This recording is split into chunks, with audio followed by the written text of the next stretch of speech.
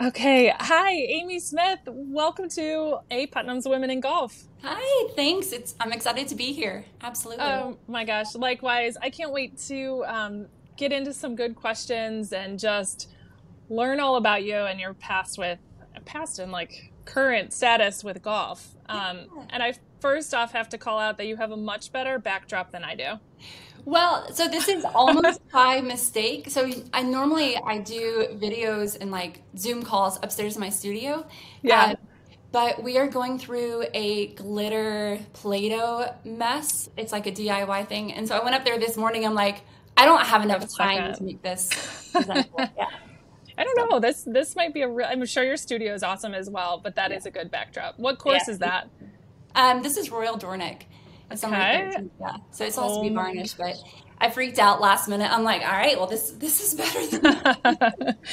This is amazing. So let's get into it because I think everybody probably wants to hear too of like how'd you get into golf? Like how and just to back up a little bit, you are a golf course landscape artist, right? Yeah. I niched down pretty hard. Oh Um, my but gosh. I didn't get into golf until met my husband Mm-hmm. many years ago. We were both in Orlando. I was working as a physician assistant, and he had just moved in from Scotland, and he was a pro golfer. So he was grinding away, practicing every day, and trying to Monday in. And so that was my first experience. But I remember in particular, there was one time where I think I was still wearing scrubs, and I was just there for moral support. I didn't own clubs at that time, but I think we were playing at Disney's Magnolia course, and I was Mm-hmm. tired and stressed. I remember looking around going, wait a second, like how is everybody not playing golf? You Yeah. get plus or minus 4 hours of uninterrupted time outside by yourself if you want, just alone time or with family or friends. And I'm like, I felt like I'd been lied to my whole life. Like this is a sport and it's self-motivated and Yeah. it's a game against yourself. And so that was my first just experience into it. Yeah. Oh So my gosh. And that's just so neat because I have some of the same reasons why I love golf, and it's so unusual and it's while daunting to some as being a new sport. I think there's at every level something to offer. But that's absolutely. so I love that. So I mean, how many years have you been kind of in the golf world then? Well, so I didn't start playing right away for two reasons. One was he said, "Oh, I like that you don't play golf. So now when I come home, it's a break," because that was his job. Well, And so in my sure. mind, I'm like, I get it. If someone talked about skin cancer and acne when I got home, I'd be like, "What are you doing?" So Yeah. I just kind of, we took our time, and I would still go out with him, but I didn't start playing for a while. But I was also kind of intimidated because I didn't Yeah. grow up in country club life. And for Hmm. some reason, I thought if you didn't grow up playing or if you weren't a member of a country club, that you'd be Yeah. you weren't invited. Right. And so, which was wrong. It was completely wrong. But I even remember like showing up to take reference photos at some of the first few courses. And I was like, they're going to find me out. They're going to know I don't belong here. And I realized soon that that's not how it goes. And it's much more inviting and inclusive to all different ages and levels and genders. Hmm. So it was neat seeing my perspective on the whole game change. So um, Absolutely. And you've got such a different angle and eye on the golf world anyways. I yeah. so I have to ask, did you go to school for art? No, so I thought about it. I was always the kid that, like in kindergarten when they ask, what do you want to do? I always Hmm. wrote artist and I drew a picture of an artist. Like that was just Oh me. my In gosh. eighth grade, high school, and even in college, I changed my major briefly from biology to art. And then I thought it wasn't challenging enough. I was like, if I'm paying this money, for some reason it didn't click. But the world was different then, and you didn't have social media, and so I think the Hmm. avenues for artists were different. So I actually went to undergrad, graduate school, and I was a physician assistant for 8+ years. Okay. Yep. Uh, but I still painted on the side for like my side hustle, and I did that along, and it was a lot of early mornings and late nights until it got to the point where I couldn't do both. And I remember calling my husband and going, "All right, I'm packing up the studio. I want a normal life where I go to work and I come home and I relax." And he Yeah. was like, "Well, let's try painting full time." And so we're looking at just a year of going full time, but many years of doing it um, It's like a hobby. weekend Yeah. as or just a Side side gig. business. Yeah, absolutely. So I'm floored by that. Do you have any professional training from an art standpoint? I took every class that was available even in college. Mm-hmm.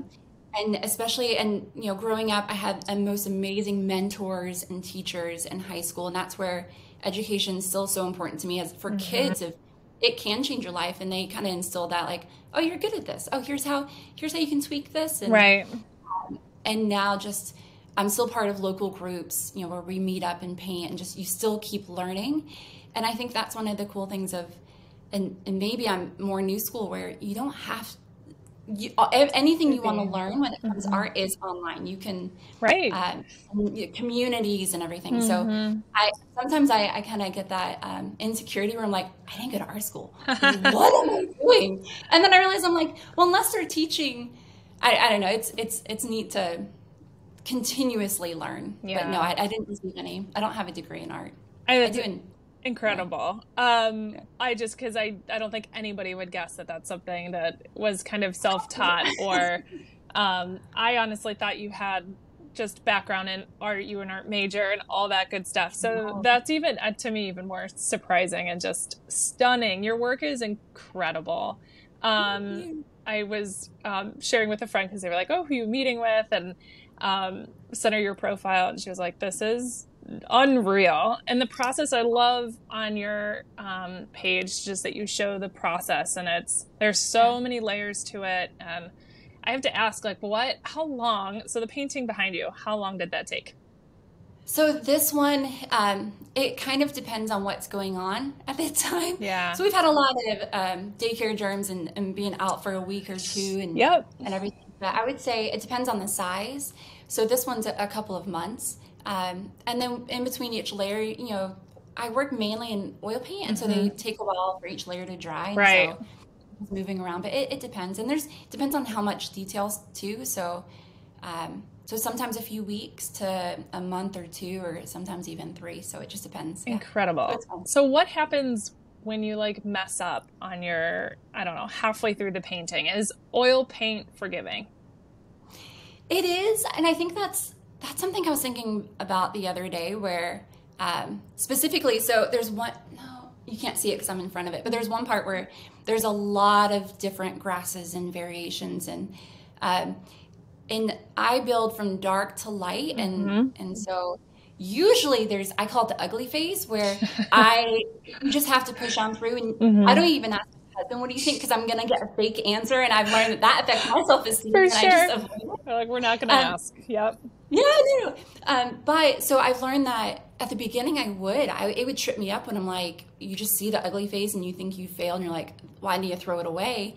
But then you learn that I paint in so many layers that it gives it so much character later on, Mm-hmm. that you want to see that variation and the colors that do show through, Right. and so I think that's applicable, Mm-hmm. yeah, right, to life, where you think, oh, this is a failure, when in actuality it's just part of the layers. It's what's going to give it character later on. So Absolutely. It turns out something very beautiful. That yeah. that's incredible. So that, I mean, that makes a lot of sense. And I actually went to college as a ceramics major. So I have like a soft spot for just art in general. So Awesome. this is like so fun to me. And I have dabbled in painting, but I think I need to take a few more YouTube video tutorials. But And there's books, and oh, it's I know. yeah. And you know what? I think it's finding the time. Like the time, I'm trying to squeeze in when I'm going to play golf, let alone work on some of those other things. But I mean, this has become a creative outlet that I just haven't had in a long time. And there's something I think so special when you find, I mean, whether that's a hobby or not, but I can relate to yours with being art, that it's expressive and relaxing, and something that you really build and put your kind of stamp on. So Absolutely. it's so neat. So are you typically commissioned? So it depends. It depends on when you ask me. So right now, I'm trying to build my schedule where there's a mix of both. Mm-hmm. So my commission schedule's booked out almost a year, and so that almost Wow. makes me like happy cry. I'm like, a year ago, I never would have thought, so that's Mm-hmm. exciting, and I'm grateful for every single one of those. But as an artist too, I know I'm trying to kind of put room in for those creative projects where Yeah. I'm like pushing my boundary. Yeah. And I never want to push that boundary on a commission like, ooh, let's get risky with it. And Right. so I'm trying to build that looking forward of just kind of Hmm. interspersing both of those together. Yeah. Neat. And so those commissioned, are they typically gifts or are they commissioned for a golf club or like what's the So mix? it's a mix of Hmm. all three. Um, I've had some, so right now I'm working on a few, and a lot of these can't be shared on social media, which is kind of fun too. I'm like, Yeah. oh, I get to get back to just painting. Right. But some are gifts, some are just collectors that just they have their favorite Hmm. courses. That way they get to bring a piece of that golf course into their home or their office and see it. Yeah. And then some are for golf courses too, so Oh, it's it's neat. neat. Do you have a favorite size canvas to paint? So I I used to say 36 by 48, Hmm. the big ones. And then when this collector called, and they're like, aren't called, when we talked, they're like, oh, can you do 5 by 6? And at first I almost said no. I'm like, I've never done this size before. Wow. I was a little terrified. And since then, I now have 3 of this size in my basement, just Oh, waiting cool. to come back to 2. So I'm like, this size, it's now my favorite because when even when I did the charcoal Yeah. undersketch, I was standing in front of it and you feel like you can walk through it, and That's that's something so that pictures and powerful. videos don't quite Yeah, do it give you. But justice. so it's neat. It's neat having that. You get an experience. You feel like you could just pop right into that golf That's so course. Yeah. so neat. And I'm assuming your process stays the same. It's just on a larger, longer scale. Yeah, exactly. So neat. And it's kind of nice because I don't have to use the teeny tiny brushes. I can use like a something a little bit bigger, Yeah. but still get that texture and the impressionism, while also getting a slightly realistic look to it too. So it's neat. The 5 by 6 Oh my is, gosh, I can't I don't imagine. think I'd say that. That's so Yeah, neat. I hope one day I get to see it in person. That is really cool. I'm excited. So then I guess like you said, with your commission and stuff, so you don't have, because I was going to ask, do you have a shop where you can buy available product?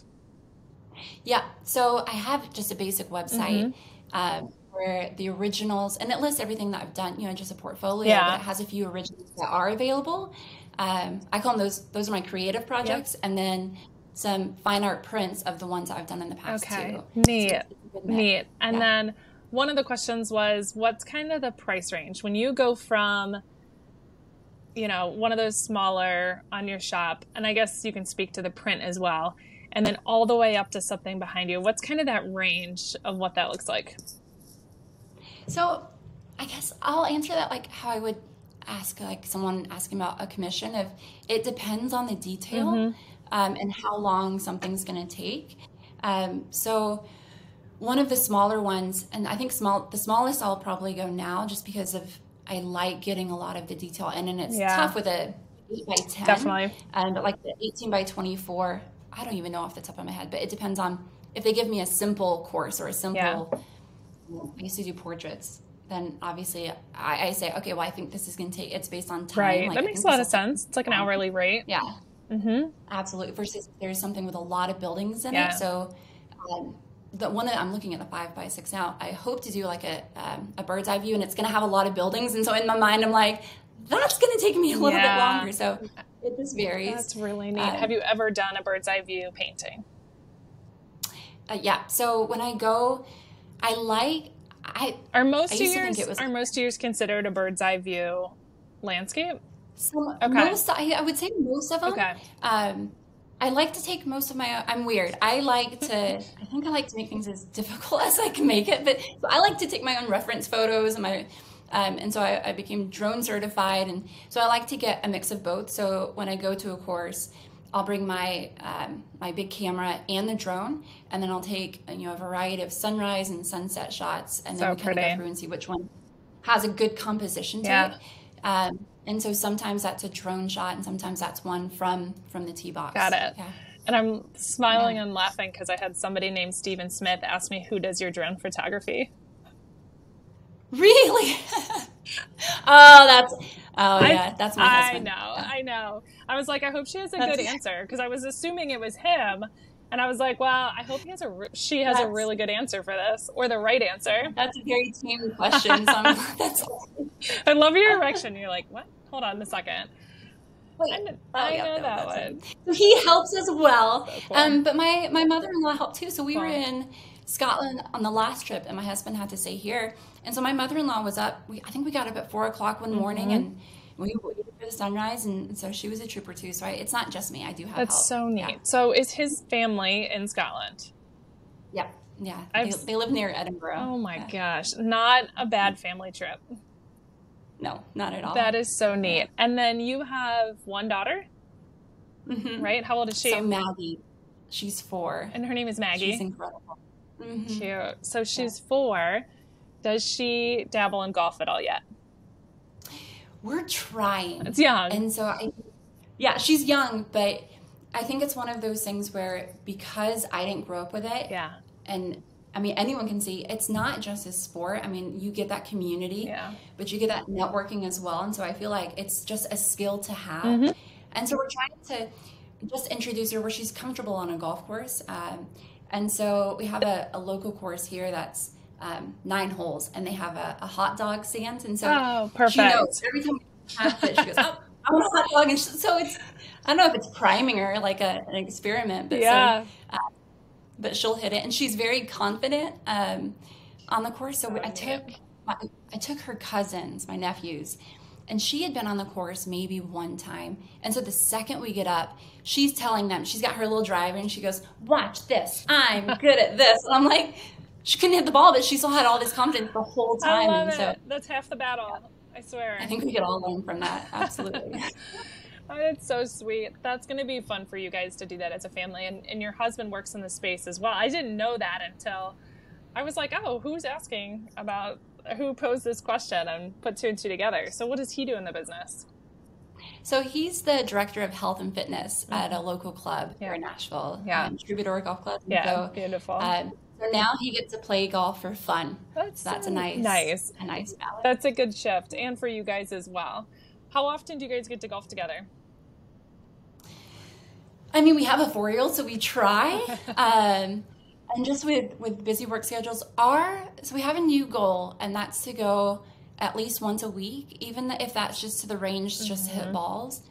And we're training her on a bike without training wheels. And so you have the golf course and then the greenway. And so it's an easy transition of let's hit a few balls, get some fresh air, and then try that. What about you? So You've got kids as well. I do. I have 5 boys, and they're 9 to almost 3. So we're kind of approaching the 10 to 3 age. So the 3 oldest play, and we use it as an excuse to go out on like Sundays and play 6. They do like a little inter-club league, and it's 6 holes, and we get to drive around with them. So that's so fun. It'll be a lot easier when all 5 of them are playing, although we'll have to wrangle somebody else to be that 8th person. So I'm sure we'll get a lot of like, oh boy, here come the Putnams rolling up for tea time. But it's so fun, and it's fun to see them grow into that. It was definitely my husband's sport and his favorite sport. I played it leisurely growing up, and kind of used it a lot for work and networking, kind of post-college and things like that. And then when we met, we just started to golf kind of for like date nights and things like that. That's what we always did. And then we started, if we ever traveled, we try to make sure we're going somewhere where we can golf. And such a good way to connect, because I'm sure even with a 4-year-old, right? Like our conversations at night are so minimal because of the opportunity to actually get 2 words into each other is just almost non-existent. So the golf course is like probably one of the only places, unless we're out to dinner or something, that like we can really get a quality conversation in. So, well, and I think that's one of the benefits too, because I don't know anything else other than like, hiking or walking, but where you spend that unplugged 4 hours. I know. I know. It's wonderful. And you're not like really trying not to look at your phone, and it's a good spot to be and connect. So I love that. Now let's jump into golf clothing. And let's actually, before golf clothing, just in general, what's your style? Like, what do you go to on a daily basis? Not necessarily brand, So, but just, are you a jeans and t-shirt, or what do you as far as my expect? style, I would say I aspire to dress more like effortless, but also classy. Mm-hmm. Uh, but I feel like I'm always behind in fashion. So I worked in scrubs for eight Oh years, and now gosh, I work yeah. in workout clothing and studio clothing when I'm painting. So that's my goal, and that's what I try for. Yeah. When it comes to golf clothing, though, I think that's why I didn't pick up the sport for so long, Mm-hmm. because Steve was like, "Oh, let's go play. Let's take you to I don't even know where we went." And the clothing, and mind you, this was over 5 years ago, but the Yeah. clothing was very limited on my side. I kind of got mad. Yeah. We left the store, and I'm like, look at all your side. Let me get this little bit. And it's Right. changed so much Yeah, it since then, has. which is great. It has. Um, and so with that, and so I think that's why I reached out to you, because Mm-hmm. it's tough to find something that you can wear on the golf course. And I don't have the legs for the short skirts that's really trending. And Yeah. there's Yeah. I feel like there's two opposite ends versus Mm-hmm. what like a baggy polo, and I just don't. I know. It's not my style, and so Yeah. it's just something in the middle that's very classy, refined, Yeah. elegant, but easy. Yeah. And so It is. And I love that. That's certainly at the kind of the core of what we're trying to do. And I mean, we really market ourselves as like a polished lifestyle brand that flexes into golf and sport. And mhm. so, and just to share with everybody, I have mentioned to you a couple of times that you have a soft spot in my heart, because you were the first, let's say, customer to wear a Putnam. And even better than that, it was to the Masters, and you It had, was perfect. and you looked beautiful. So, and you wore the navy blue, our dress blues wrap dress.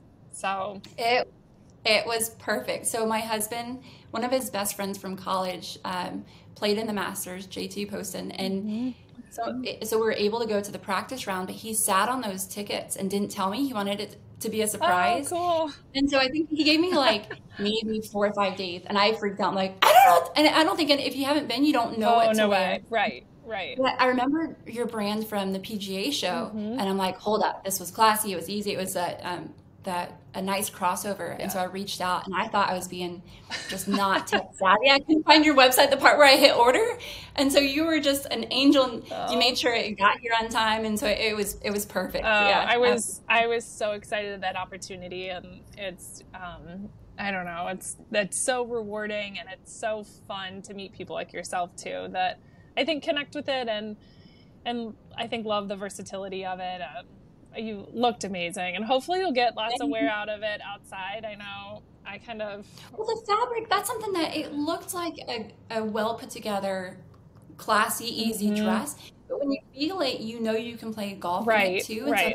that made it, yeah, Yeah, it's absolutely. super I wish I easy. had known about you before the PGA show, because I remember asking, again, I was freaking out, like, what do I wear? And my husband had been before, and he goes, oh, just wear golf clothes. And I'm like, that's easy for you to say, because you can wear a polo and khakis Right. All the men anywhere. are wearing golf clothes. Yes. Yeah, but at what range do you wear, you Right. know, the top and I had no clue. Yeah. It's so So, funny. Well, and we would have had an even harder time connecting, because the PGA show was really like my launch. And of course, it was to wholesale, and we kind of showed up with our production samples and not quite salesman samples. And so we were just making the cutoff to like get there, have product to share. And it's been so fun just on social to like share what it's all about. But there's been like lots of anticipation to be able to just bring it to the general public, right? And we're starting to ship to all of our wholesale accounts and country clubs, and we've got some really fun retail stores in the mix. And but it'll be so awesome. fun to finally like flip the switch, and we are so close and so excited. But How do you feel? That's a lot of hard work it to. is, and it's kind of nice that we staggered it and focused on wholesale first, because it gave us like January till now to really focus on getting organized and meeting people. And it's all about networking and showing up to those buying shows. And I really want to be there myself, because it's so important for me to, I think, really hear firsthand from the customer of what they like about it, what, they don't like. And there's such a balance between, or not between, but like a balance of how you handle that feedback, right? And recognizing that each club has a different membership, different age group, different climate. So there's, and we have to start somewhere, and we've got a pretty nice collection, and it's very capsule kind of core oriented that we went with very neutral colors, and we always will be going with neutral colors. But, you get comments like, oh gosh, I wish like you had more print, and I wish you had more vibrant colors, and wish you had this in a short sleeve. Like, so, but it's just kind of like receive all that feedback and see what makes sense to the brand, and really sticking with like who we are. So, and it, Right. that's what's so nice about the market right now. There's so many different women's brands coming to market, or just of even existing brands that are doing a really nice job developing out their offering. So, trends play a role, of course, and I think it's just, one brand isn't for everybody. So it's fun that just, Right. like you said, women are starting to get more options, and social media helps with it. So I think probably 2 or 3 years ago, I would have never thought about, aside from like running up to Dick's Sporting Goods, or, Right. like popping into the club my parents belonged to at the time, like I didn't even look online for more golf clothes. So I think it's just changed so much, and all of that's so accessible, and allowing small brands like us to be in the mix and offer something that's, very specific, and kind of like you, like niche. We're just a little bit different, but I think like you, there's a customer that fits perfect. So Absolutely. Well, and I feel like fashion, and again, this is from a new golfer's perspective, but the fashion part is changing so much, but it's become a fun part about it. Yeah. So I still have the pink polo I bought, the very first one, and that where my husband's like, this is what you wear. And like it made it, I wasn't excited about golf then. I'm like, I was almost, I don't, what do I, know? And so to wear these fun pieces, it almost makes you like excited to go out and arrange a game with some of your friends, That's I've got a lot of friends that don't play golf, and I'm like, you can just look the part. And I was like, now that's half the fun with so many of the cute options. So it's been, I mean, there's so much to it, and it's going to be really fun to kind of flip the switch and just be a bit more accessible to people that are, outside of kind of that club life and things like that. I think it's going to be so fun. So we're very close, and we're just thrilled that you're a big part of it, and it's so appreciated. It's exciting. It's going to be a fun launch. I love it. Thank you. So I've got, let me think, a couple other questions in there, just fun ones that we sprinkle in. So are you a superstitious person?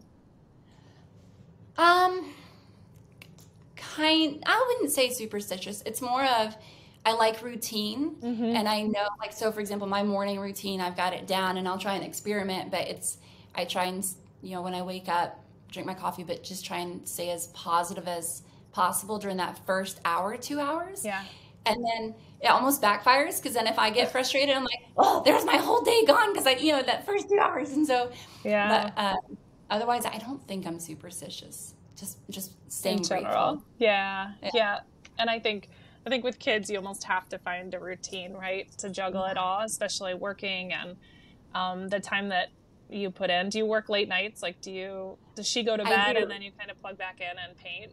So I'm a nerd, and so I'm constantly, with the whole neuroscience and with the melatonin, if you're exposed to it. So I was working, when I was working as a PA as well, I was working a lot of late nights, but I work with bright studio lights, and so that shuts off your melatonin system. So now it's just about trying to find a routine that works. So now I try to wake up 4:30 and do admin time. And then when I get the nice, the daylight, that's when I try to paint. Yeah.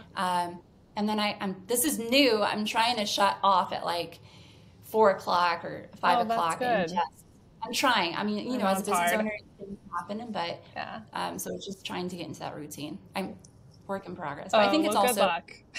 yeah, same to you. But I think it's also the biggest part is just giving, and this is if you're a business owner or even just a golfer, is just giving yourself grace of saying, all right, these are my goals, but yeah, just and it's hard to meet them every day, and you just have something to work towards, and absolutely. I think a lot of us can relate to unplugging. It's a hard thing to do, especially when it's just you, and you know, you're responsible. Does anybody help you, or are you totally solo? So my husband helps when he can. I think I just like to make it difficult, where I like knowing how every part works, you know, and you know, it's not just the same way. It's not just clothing with you. It's not just painting. So there's still, you know, the prints and the shipping, and I like knowing the logistics and the social media, just knowing how to edit everything together and what works, and the music, and just trying to figure all that out. Yeah. That's great. Absolutely. That's it's just fun. me, basically. Yeah. Well, it's fun to kind of not necessarily master all those things, but have a high touch point so you can understand what. I think it's also, I mean, critical to understand too. At what point does some of that either get too much or too hard, or do you feel like I mean, it sounds like being booked out for a year, that's, you know, it's set, but right. But I'm sure there's always those conversations of like, how can I get more out of my day and juggling those decisions? But you really don't know that until like you've touched all of it. No, and then you can throw those lessons into the next day. So for example, so for this one, I knew that my attention just needed to be on painting. Yeah. And so I'm still filming everything in the background. And so now I'm like, when am I going to go through all that? And so it's just getting a routine of, well, maybe in the afternoons, culling the footage and splicing it and putting it together. So do you do the time-lapse video for like all the recordings you do, or you try to mix it up? So I try and mix it up. So I have, I use my phone and then just a general, I think it's like a Sony camera. And so I do both. Mainly because one of those is going to have my head right in the middle of it, and the whole day will just be wasted. And so I know, at least maybe I have some backup footage. Right. So it's just, and it's still odd. I wonder what artists and even business owners did 10 years ago, or even 5. It's anytime, and I talk to business owners all the time here in Nashville, where, you know, we all get frustrated on social media. Like, I'm burnt out, you know, or it just takes so much time. But then we all realize, like, wait a second, like, I don't know how, you know, it's such an opportunity to just tell your story and your brand. And you know, you get to create your brand, which is unique. It is. And it's, I think now too, I think the authenticity of people on social media, and I mean, that's kind of attributed to the channels that we can now access from TikTok. And it seems like each channel has, you know, caters to a type of media and a type of sharing. And so I know for me, it's navigating, you know, what goes where, but not losing kind of that personal touch, and that you're accessible and approachable. And I think that's that's different for every brand, right? Of who's forward facing and not. But that's a fun part to kind of figure it out and see what your customer looks forward to seeing from you. So I think seeing your process and those time-lapse footages is just fascinating, because I think that looking at the painting behind you, it looks like a picture. Like it's really cool. Like that's a fun thing that you share, and I'm sure a lot of people are just like floored by that process. Thanks. So. I'm lucky to be able to call this a career. Yeah. Like, oh my gosh, every day I'm thankful for it. I love it. And you guys are in Nashville, or where are you? We are. Yeah. Okay, so next time I'm in Nashville, I'm going to knock on your door, and you can show me your studio. I would love to see it. Absolutely. It's a fun town too. I'm biased. I'm from Nashville. Are you? Okay. We're Middle Tennessee. Yeah. So it's a great place. Oh, I love it. Well, we can't wait to see more paintings and work from you. And it's so neat to, support you and just really showcase what you do, and especially as a woman in golf. So thank you so much for joining us. And thank you for having me. Yeah. Absolutely. We'll keep in touch for sure. Thank you. Thanks, Aimee.